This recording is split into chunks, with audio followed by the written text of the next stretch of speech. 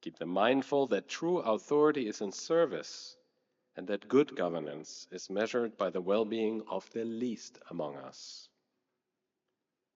As we exercise the rights and responsibilities of citizenship, remind us that our highest allegiance is to you, O God of mercy and peace.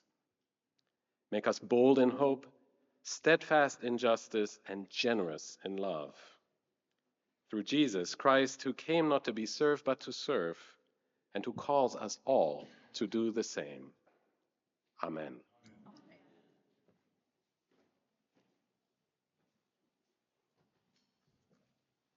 Thank you, Deacon Florian. We appreciate you. Well, good morning, everyone. It's good to see you all, and welcome to our first forum in this new year of programming for our Faith and Action team. My name is Valina Dixon, and I am a member of the St. Paul's Community Engagement Committee. Shout out to any committee members who are here. Yes, yes, yes. Layla Taff is the other moderator for today, and she is on the Faith and Action Committee, which is all under the umbrella for the Community Engagement Initiative. So hopefully you'll be reading more, hearing more, and seeing more about the wonderful work that you support through our Community Engagement Committee. And we are excited to bring this forum for you today and for our community. Know that the materials that we bring forward, we look to you to continue to spread the word, to take the information into our communities. So there's a big day coming up. Some of you may know about November the 4th. If you know about November the 4th, just raise your hand. Awesome, awesome, awesome. You're doing well as a class. Everyone's hand was raised. We like that. Yes, there is a statewide election for all 100 seats in the Virginia General Assembly, as well as for other leading offices in our Commonwealth of Virginia. So we're going to spend some time today talking about that and related issues. And our goal is to keep you informed and connected and provide facts. We know the importance of having facts, as this moment in history demands that we pay attention and, most importantly, we take action. So let's get started. Our presenters for today, first, it's my pleasure to introduce Dr. Robin McDougall, Associate Dean of Research and Outreach and an Associate Professor at the L. Douglas Wilder School of Government and Public Affairs at the Virginia Commonwealth University. That's a long title, but she deserves it. And her primary focus is research and program evaluation, project impact, and the impact of violent crime on youth and community. And related to our forum today, she is the key presenter, the owner, the manager of the Commonwealth Poll, and will tell us about Virginia voting patterns. So let's welcome Dr. McDougall.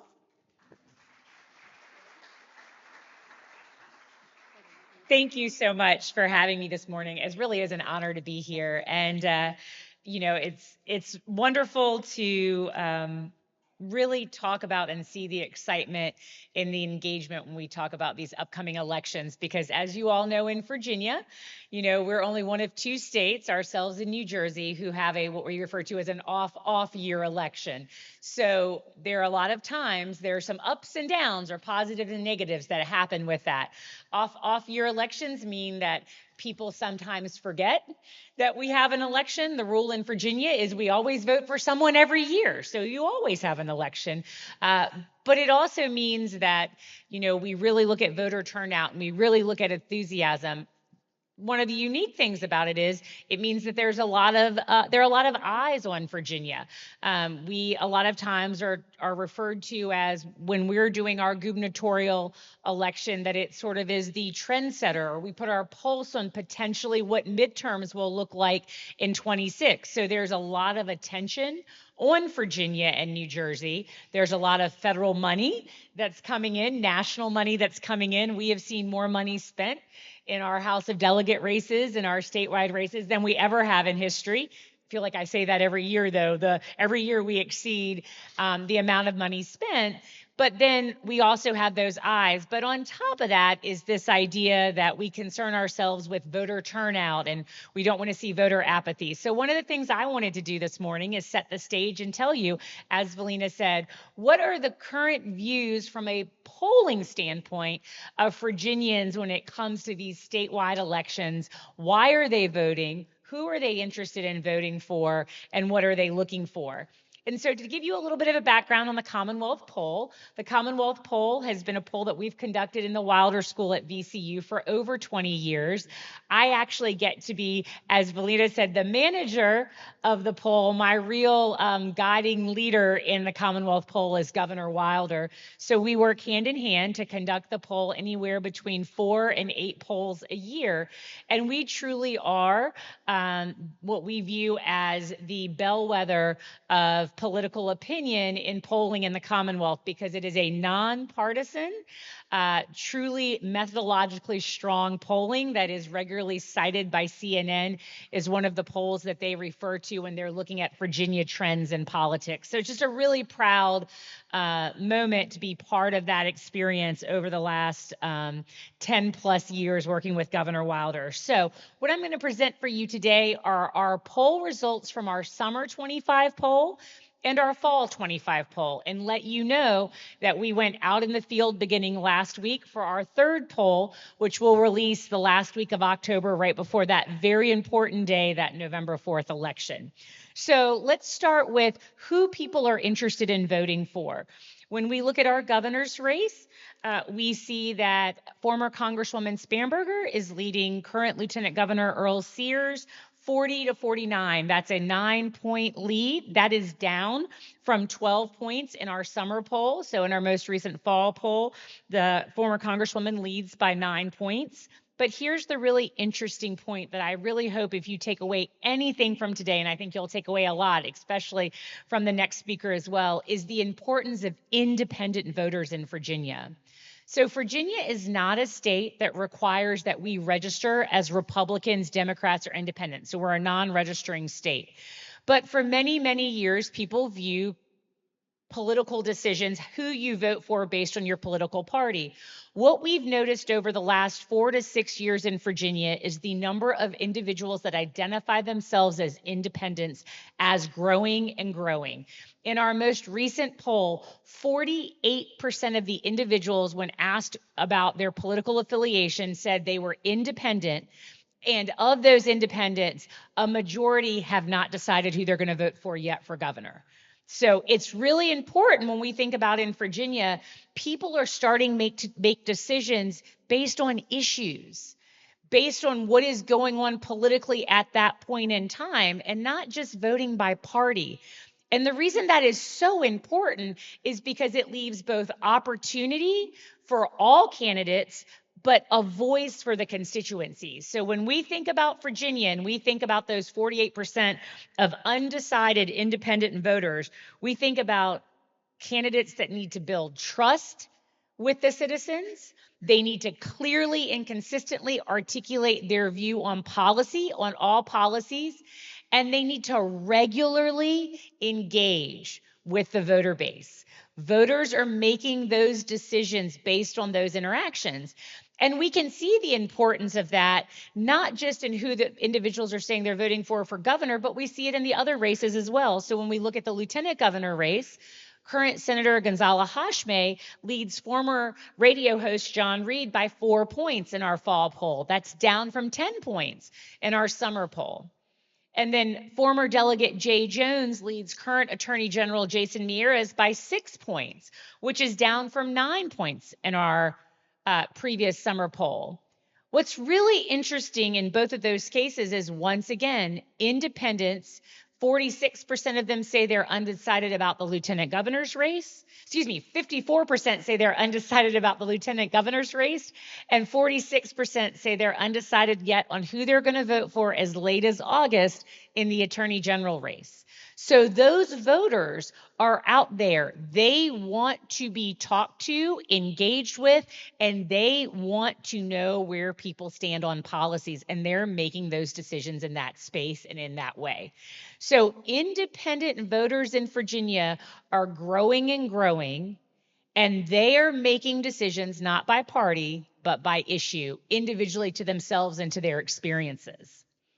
The other thing that I think is really interesting is looking at early voting. So as you all know, last Friday, the 19th, we started the voting season, as we like to call it here in Virginia, with the first day of early voting. 32,000 Virginians showed up the first day of early voting in Virginia. That is twice the amount that showed up the first day of early voting in 2021 for the last gubernatorial election.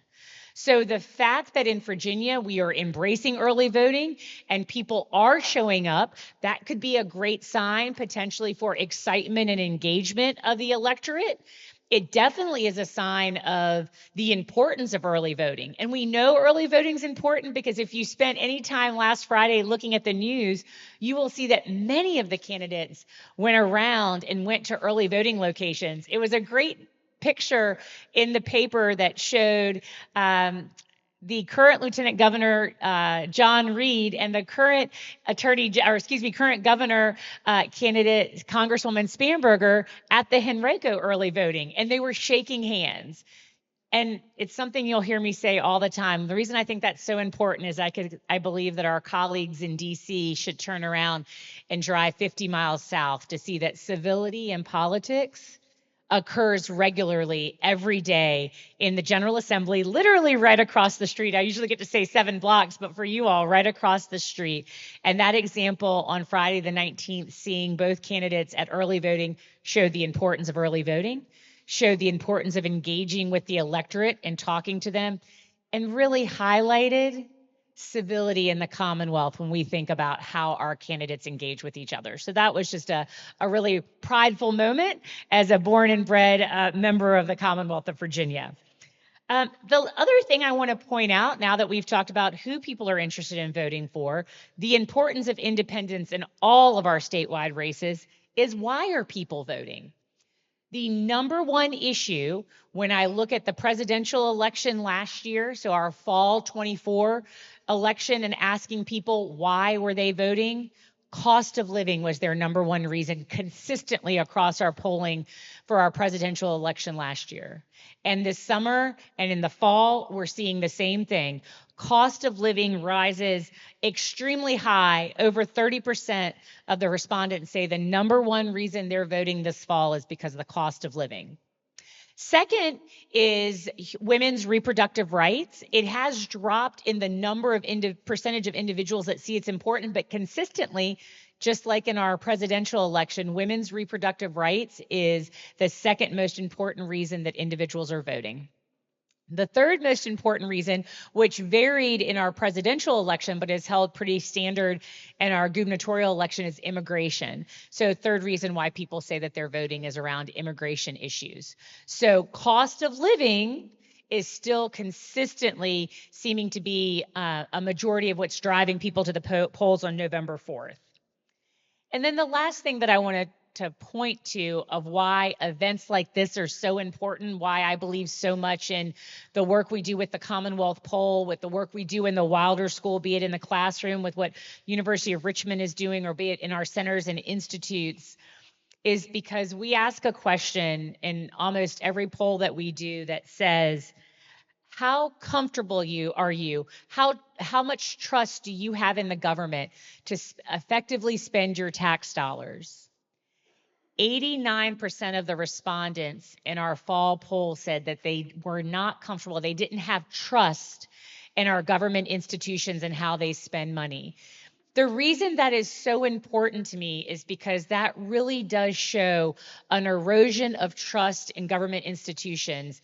And that's a foundation of so much of what we do and stand for in this country. And so when you see that, it's alarming. And so it's important that we do forums like this. I'm so honored to be here for that reason, to point out avenues and places where you can get facts and information, show that trust, building that trust back up. It's why I pointed out the importance of civility and how we handle our legislative session in the Commonwealth of Virginia, because that civility and that building back of trust is something that we have to do in this country. And so I just leave that last point with you to say that's why today's event is so important. It's why engaging in the political process and finding information out and looking at the information that's there is so important. We have to work to build back that trust and earn that trust from the citizens of the Commonwealth of Virginia when it comes to looking at our political institutions. Thank you.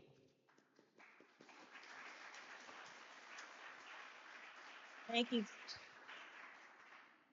Thank you. Thank you, Dr. McDougall. This microphone is a little slow. There it comes. All right. So any questions at this point that you want to pose to our speakers? Yes, Chris. It seems to me, here, the advertising seems to be completely on the Republican side, focused on transgenders rights, and it just, and probably the majority of my friends are conservative Republicans, and they are completely focused on this issue. That's the first thing they said. So I was surprised. Is that on your, is that number 3? Or number 4. Can I have the microphone? Sure. I'm usually loud enough that anyone can hear me, but it's interesting that you asked that. So it has not come up as a voting reason, even though we have an other category. We have asked in the past, right before the January session last year, we do a December poll around policy issues, and we did ask views around transgender issues in sports, and a majority, about 70% of the respondents said that they felt that individuals should play within the high school and middle school sports that they were identified their gender at birth. So it did not translate in the other category, because we actually analyzed that enough to raise to even a top 5, because we actually go all the way down through top 5. Oddly enough, or interestingly enough, I wouldn't say oddly enough, Doge came in at number 5. That was a little interesting to see that it was that low. There's some reasons I think that could be explaining that, but it is definitely the social issue, I think, that is being shown in the political ads on the GOP side. From our poll, we'll see what happens in October. We were in the field for this poll when the Fairfax situation happened, and you know, correlation and causality, you can't always put them together. You know, there's been a narrowing across all 3 races, and we expect that this time of year. We didn't see that play out as much as some people might have thought, to see that the gubernatorial race, that Lieutenant Governor Sears would have gone up more than what kind of was anticipated in that level of polling at that time. So it's not rising to that level in our first 2 polls yet. We'll see what happens in October, though. It's a great question. And Lisa, how about if we do this? We'll write your question down so you don't forget it. But then we'll come back to general questions after our next speaker has had an opportunity to present. And it's my pleasure to introduce Dr. Thad Williamson, who is a professor of leadership studies and philosophy, politics, economics, and law at the University of Richmond, where he has taught since 2005. He is the author, co-author, or co-editor of 8 books, including most recently, The Making of 21st Century Richmond, Politics, Policy, and Governance, 1988 to 2016. His research focuses on the intersection of theories of social justice in public policy, particularly as applied to urban politics and economic policy. In addition to his teaching and scholarship, he has made significant contributions to local policy and governance through his work for the City of Richmond during the past decade. Following the November 2024 municipal elections, Dr. Williamson served as transition director for Richmond Mayor-elect Danny Avula. In January 2025, Mayor Avula appointed him Senior Policy Strategist, a position which he serves part-time while continuing to teach at the University of Richmond. This morning, he's going to focus our attention on the battle to maintain the ability for all of us to vote. Thank you. Good morning. I'm sorry to interrupt the interesting political discussion I'm sure we're going to have in a few minutes. I am one of those people who clicks on the Commonwealth poll the minute it comes in my inbox. So thank you for the work. I want to talk a little bit today in more general terms about like why is voting important? And I teach political theory and political policy. I've done that about 25 years. It's kind of my wheelhouse. And in the public conversation, we often think of, elections are the way by which the people hold those in power accountable. And consequently, the rules about who gets to vote are incredibly important. But it's also incredibly important if the theory of democracy is to work that people actually have to be represented in hopefully exact proportion to their views and identities within the population. And that's incredibly important. What I'm going to focus on is a different aspect, which is the right to vote is a fundamental aspect of freedom and human dignity. So I'm going to give you a quote here from W.B. Du Bois, who stated, "The power of the ballot we need in sheer self-defense. Else what shall save us from a second slavery?" And I think that's incredibly important quote to contextualize our conversation in the United States, because I think we're about the business of trying to become the world's first truly successful multiracial democracy. Guess what? That's hard, especially when you have the history that we have. And we're in a scenario right now where in 10 to 20 years, there will no longer be a majority racial group in the United States. Guess who's there already right now? The city of Richmond. Likewise, I think we're in probably the early stages of what's going to be a generational long conflict between does white supremacy, white predomination remain, or do we have inclusive democracy? But because of the demographic changes, those two things do not coexist and cannot coexist going forward. Well, guess who else has already walked that journey in substantial measure? We here in Richmond, Virginia. And so, I'm obviously humbled to see Reverend Campbell in the back, who's both a chronicler and a sort of contributor to this history. But we know something in Richmond about what happens when a white majority fears it's going to lose power. So following the 1965 Voting Rights Act, you saw large increases in actual voter participation of Black residents in Richmond and Virginia and across the South. You saw growing Black representation on City Council in 1966. Henry L. Marsh first elected to City Council.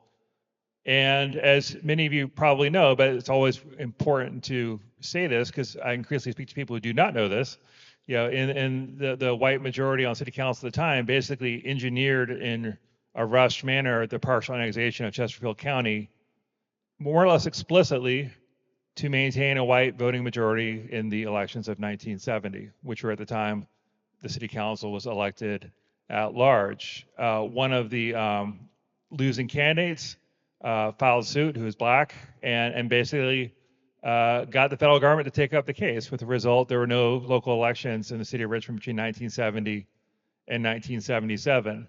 The remedy was to keep annexation in place, but to create the 9 districts that we have, with the presumption that African Americans would hold at least 4 of the seats, and in effect 5 seats. So in 1977, we had Henry Marsh becoming the city's first black mayor, which after 200 and some years of history is an incredible event. And so nationally, that was a big deal. It was highlighted in the black press across the country. Here locally, the reaction wasn't always so great. And the majority white media outlets blocked, mocked, and ridiculed the new administration, especially when they started doing things that were different. And it was a painful period, the late 70s and early 80s, when you compare the aspirations versus what actually happened. And it seemed like racial polarization might define Richmond politics forever. So that's important to understand. It's also important to understand is that's not the end of the story. So I do think as the decades have gone on, this community has gotten a little bit better. And I do think that at our best, we have not ended racial politics, of course not, but the racial polarization has thawed. And we have become a city where increasingly there's a consensus about shared equity goals. And so I think of the work Reverend Campbell and others did, and it was an accident that's happened. I think people intentionally, white and black, had to work really, really hard to make this happen. And I think of our former council member, Hilbert, when he was elected city council president in 2017, the speech he made, which I hope he will share and make available because it was a great speech. Indicating like we need to be about racial justice and do this work together. So how propitious to have that kind of leadership, frankly, from a white person in city council, just ahead of everything that happened over the course of that term.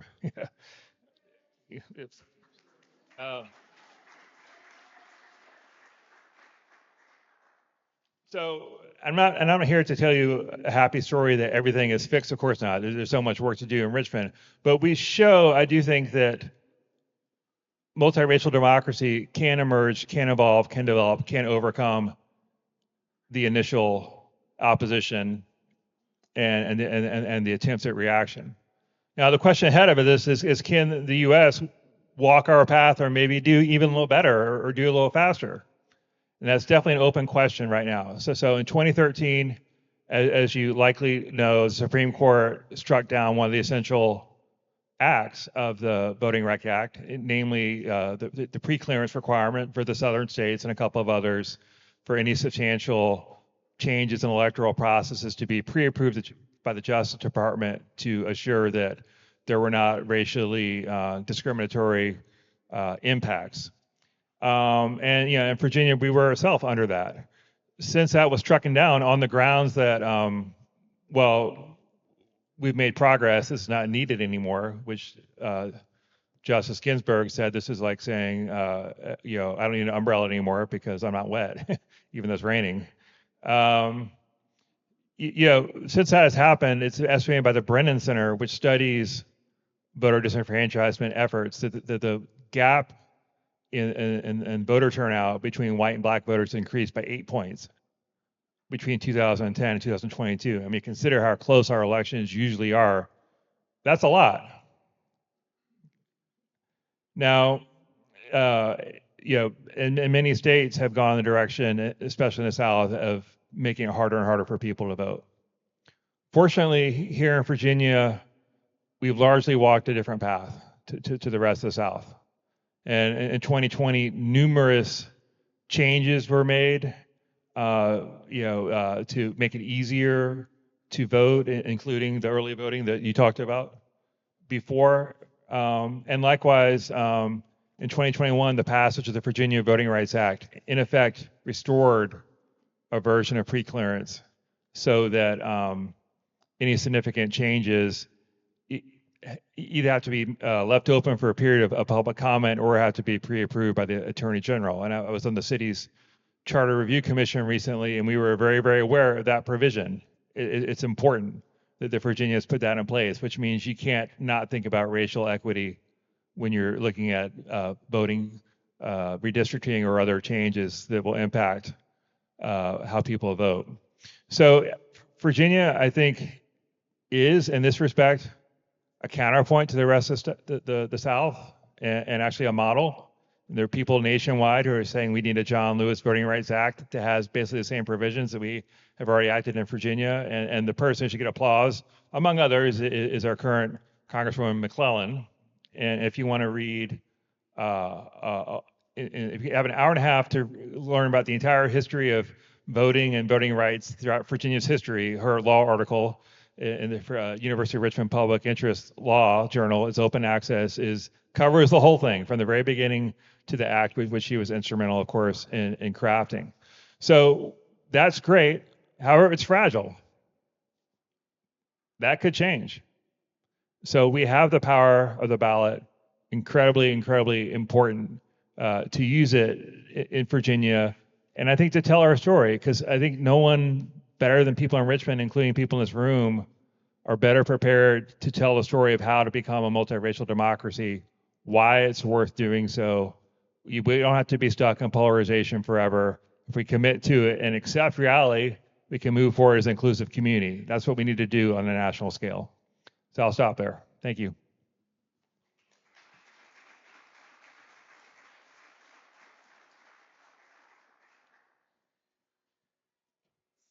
So Lisa, I'm going to get back to you first for questions. We're going to open it up to the audience at this point.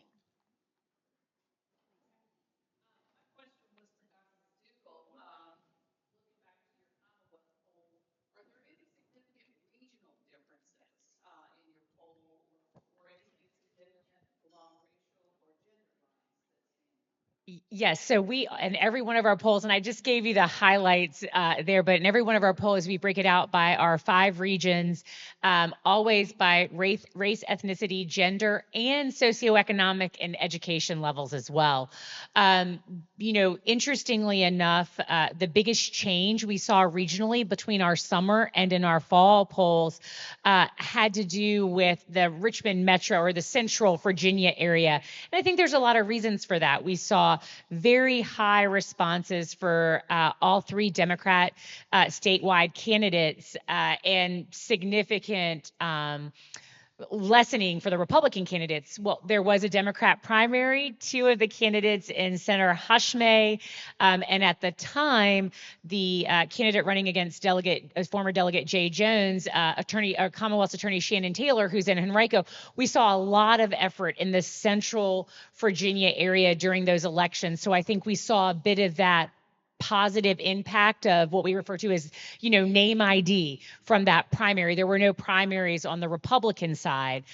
We've seen that narrow. I think one of the things that I will tell you, the biggest narrowing that we've seen in the Lieutenant Governor and the AG's race have actually set in the central Virginia area. Interestingly enough, on the flip side, in our fall poll, the Tidewater area, which presents itself to be very unique for the Attorney General's race, because both former Delegate Jay Jones and current Attorney General Jason Miyares are from that area. We're seeing that the Attorney General lost 5 points. Now, when you say lost, we're not polling the same people over and over, but he saw a reduction in 5 points in the Tidewater area. So he enhanced his or grew his favorability base in all of the other regions, but in the Tidewater area, he lost 5 points. So it seems that what the Delegate Jones is doing, spending a lot of his time, effort, and resources in that Tidewater area, is having an impact.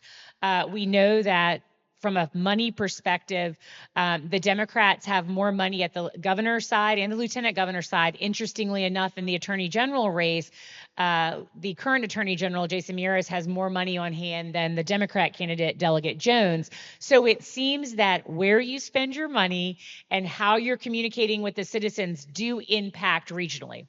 South side and Southwest, we're seeing trend Republican consistently. Northern Virginia, we see trend Democrat consistently. So the 2 two reasons I pointed out Central Virginia and Tidewater is because those seem to be, I think, really important. I think all regions are important, but those two regions are playing a very important role in this statewide election.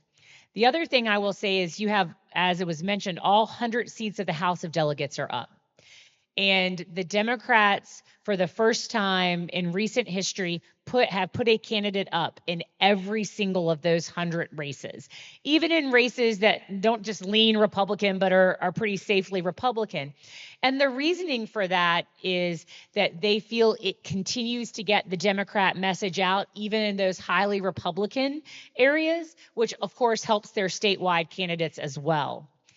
Republicans in some of the places, and I will say the Virginia Tech, we've all looked at that area. There's a very tight race there between the current delegate Obenshain and the individual running. That area has been really important because Virginia Tech's college body seemed to play a big role in that race 2 years ago, and Delegate Obenshain won by a very small margin.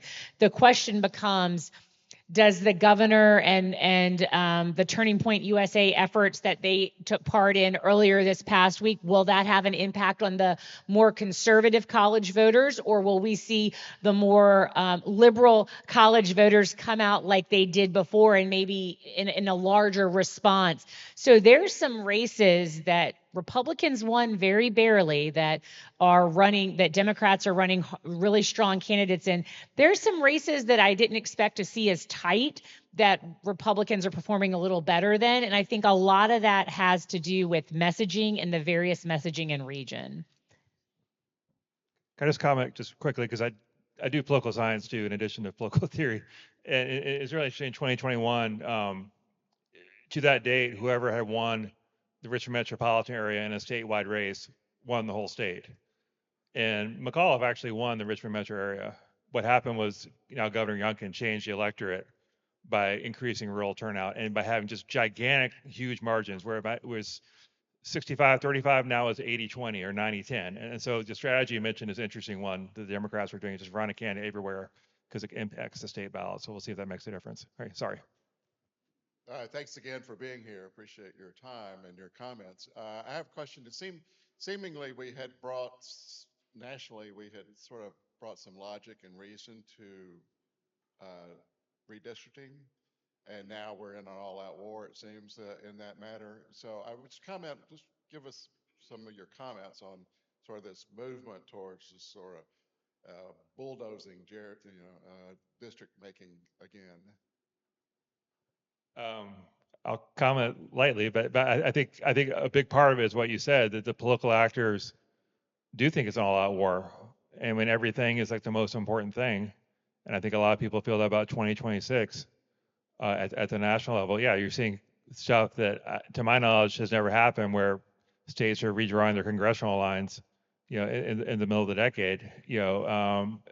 Partly because they think they can, but partly there's perception that what happens is going to be important. I get why people think it's all out war. I think it's more of a long slog, but it would be better if we could agree on a common procedure. But we're so far away from that sort of nonpartisan ideal at the moment. So I think we're in for a few more rounds in this particular boxing match. Yeah, that truly is it. I mean, I will say, I think that, in the Commonwealth, even though there's been conversations about it, you've not seen the extreme war that you're seeing. And I think there's something to be said for balance of power. It really does work, right? Like, balance of power and common sense. And I know I use that word civility all the time, but I think we can't say it enough, that occurs across the street. And so I do think that, but I agree. I think it's a long slog, not a immediate war. But we'll ultimately see. But at least in the Commonwealth, I think, just like Richmond was our leader in a lot of spaces, I'm hoping that we'll be the bellwether of how to manage through this appropriately. This question is for either of our speakers or both.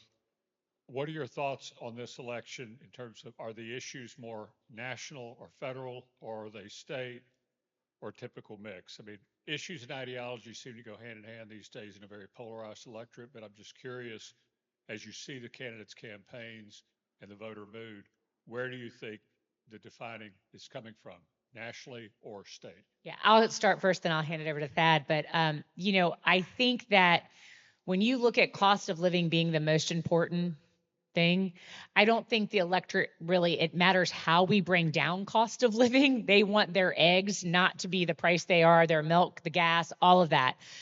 I think that the question becomes, how do you reduce these clear policies that are driven from the federal government, right? It doesn't matter who's in the executive branch when those decisions, some of those national decisions impact what we do.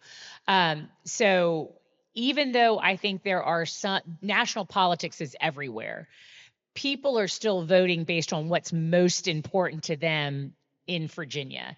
And right now that's the cost of things. And so if candidates can explain how they're going to put more money in their pocket to acquire the things they need in a way that makes sense, I don't think it matters if it's national, local, or statewide. That's what matters. The question becomes, is it something that can be articulated that makes sense?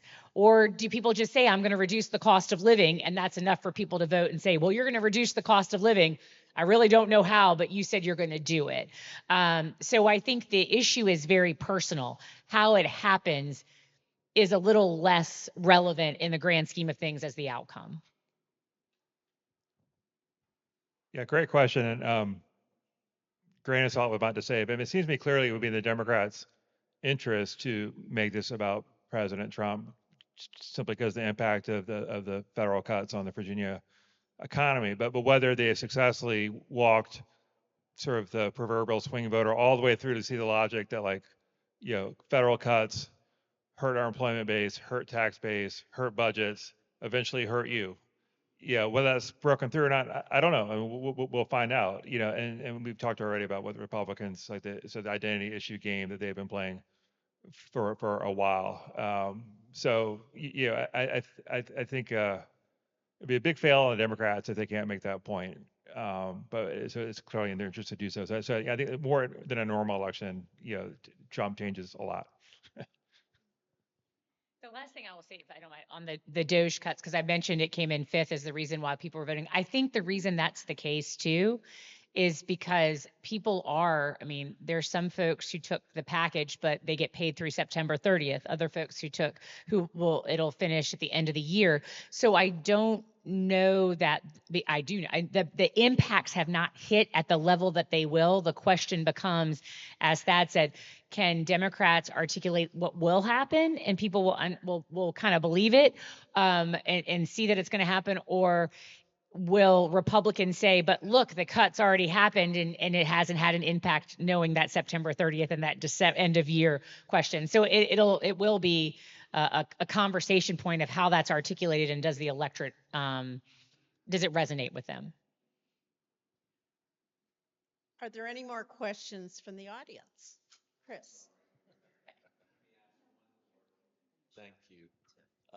Since John Dalton, Jimmy Carter was elected in 1976 and John Dalton was elected governor in 1977, in every race with the exception of 2012 Barack Obama and then in 2013 Karen McAuliffe getting elected. That is a huge trend. And so given that Donald Trump was elected, it seems to me it would be a huge failure and a historical anomaly for the Democrats to lose this race.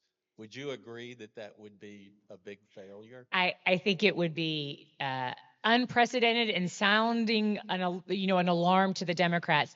Similarly, I think if the Republicans did pull that off, specifically at the governor's level, because we really haven't talked about split tickets, which remember we can do in Virginia, that would make a very impressive statement to Republicans as well. But yes, I think if somehow Democrats aren't able to secure the governor's mansion, and that we'll just do executive level right now, weren't able to secure the governor's mansion, I think that unprecedented impact with as Thad said, with the views about what's going on in DC. I mean, right now, our most recent poll has the president's favorability ratings under 50%.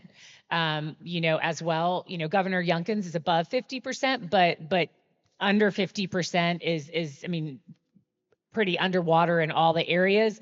So it would be extremely surprising. I don't ever say in politics and human behavior that anything is impossible, because then I find myself waking up the next morning going, why did you say that? But I think it would be really surprising. What I do think could be interesting is, can Lieutenant Governor Sears and Congresswoman Spanberger's race get tight enough, the margin get tight enough that potentially we could have a split ticket? It is something we do in Virginia. We don't do it often.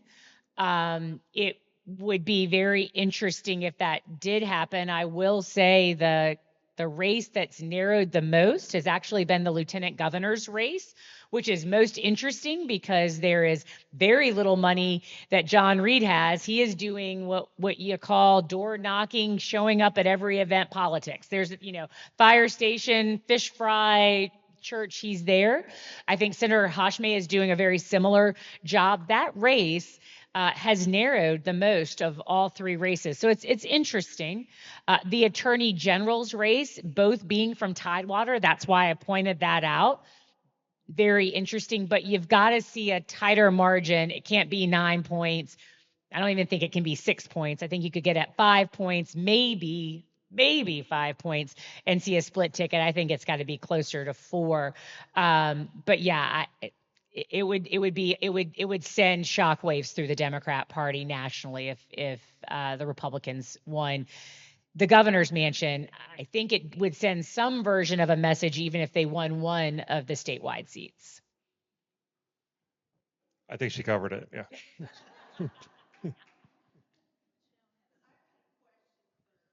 Both of you, actually. What do you consider the foundation for your civic activities on behalf of Richmond and other communities in the state? And how important is your spiritual or religious life in shaping your career?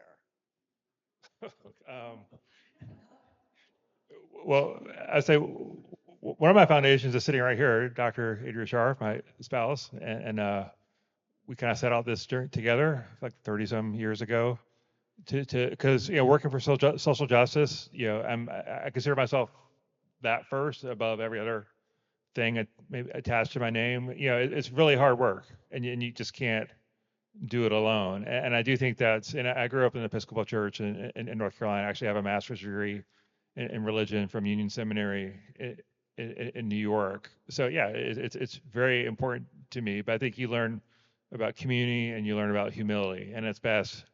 Politics goes best when those two qualities and a few others are present. But certainly the humility part and the willingness to acknowledge you're going to make mistakes, and to learn from them. I actually have to be okay with that.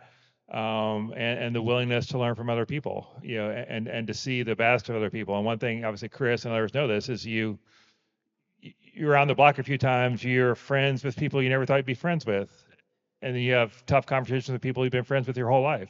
Just the way the issues turn and the way things develop over time. So, but if you have that prior connection of community, mutual respect, it makes it a lot easier. And again, I've experienced that in my engagement in Richmond. At its best, there are strong relationships that allow you to get through the disagreements and the hard times. So I've been at VCU for 25 years. It's the only place that I've had my academic career and the only place I ever would. But it all started working in the city of Richmond with the Richmond Police Department, but actually working at Friends Association for Children. One of my first jobs with John Purnell, who is just an amazing man. And I was their grants writer and evaluator, and I walked in right there on St. John Street every morning, and you'd walk past the preschool, and it was my absolute favorite thing to walk to my office to see these amazing children. And most importantly, these amazing women that were, having a top-notch preschool program. And I remember sitting in Mr. Purnell's office. So I'm right out of my, my master's, or I'm finishing up my PhD program in child developmental psychology and criminal justice. Clearly you're in your mindset of thinking you know it all and you know nothing. And he said something really simple to me. He said, we have one of the best preschool programs here at Friends Association for Children. It happens to be a Head Start program. He said, and what frustrates me so much is we do all of this great work to give them a head start, but because all the kids in the city of Richmond don't have access to that, they have a head start to stop and wait. And it would mean when they got into kindergarten, the other kids that didn't have that experience had to wait. And he looked at me and he said, whatever you do, your job should be to make sure you can try to break down whatever it is for anyone to stop and wait. And, I laughingly say that to say that my third day at VCU as a faculty member, I had a meeting over at VCU Health, and I was very proud of myself to take the VCU bus, which at the time was the City of Richmond bus.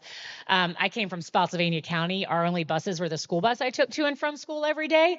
So I got back on the first bus that came on that Friday afternoon in front of Sanger Hall. It wasn't the VCU bus. It was the bus that was taking people home. And all of a sudden, I was on St. John Street, and I knew that this was not the bus that was going to take me back to VCU. So I got off from St. John Street, and I walked into Friends, and I knocked on Mr. Purnell's door, and I said, can someone please drive me back to VCU?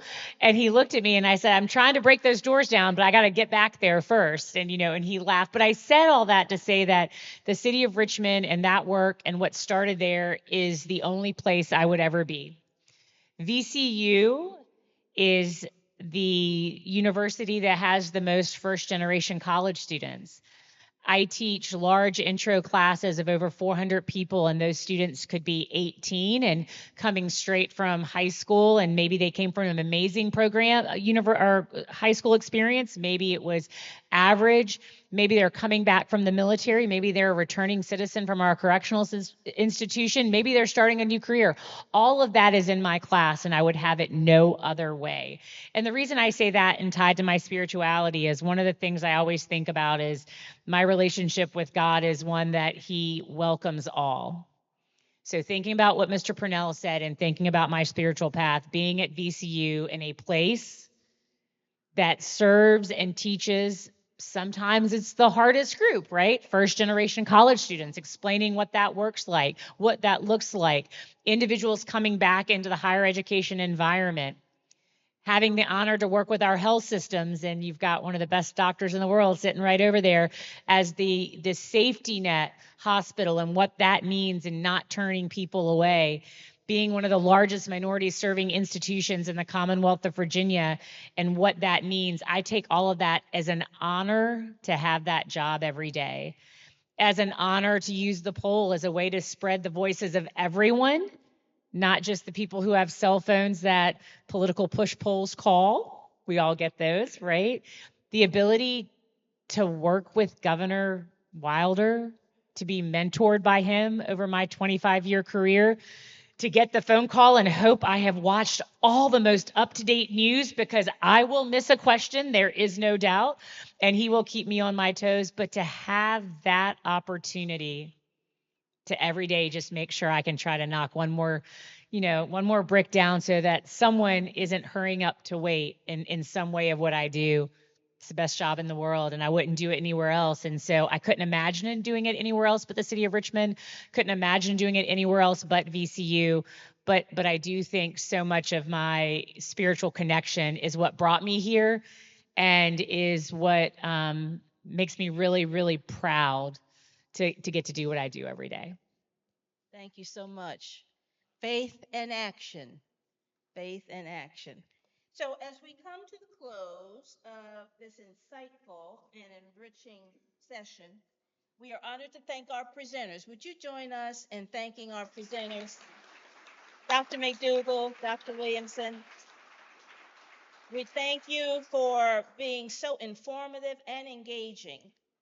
and your valuable insights and information significantly contributed to the success and impact of this event, our first in the series. So we are very proud to be able to launch this series today. We also wanted to take a moment to thank our church staff and the Faith in Action Committee. They make everything seem so easy, so seamless, and we just thank you for all the work behind the scenes to ensure the smooth execution of this forum. Thank you again. So, our next forum, we have a slide for you. Our next forum. No one cares about the methodology. Yeah, right. Yeah. Slides are available, as they say in other forums. So our next forum is Sunday, October 19th.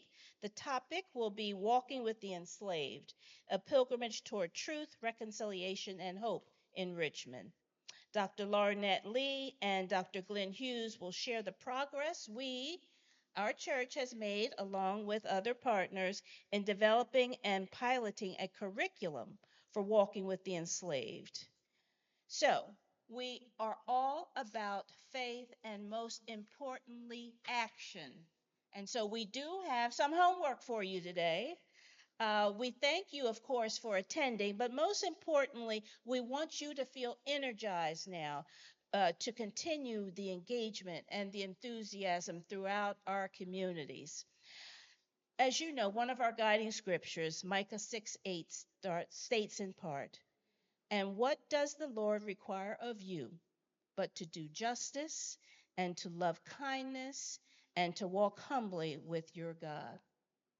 So hold on to that, and as we prepare to continue our walk in service to our communities, we invite you to join us. We've got some special assignments for you in the back of the room that's going to help us continue to grow our voter education and voter engagement. Layla?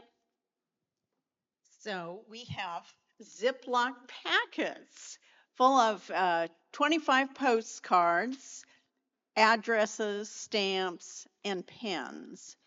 We partner with Virginia Interfaith Center for Public Policy. And Dr. Robert Lester at Virginia Interfaith has provided us with the names and the postcards. And the postcards are intended to encourage people to vote, not to vote up any particular way, but to vote, particularly early voting and mail-in voting. There are 25 postcards per packet. Last year we did 30, and I heard people came up to me and said, "Oh, my hand is so tired." So I broke it down a little bit this year.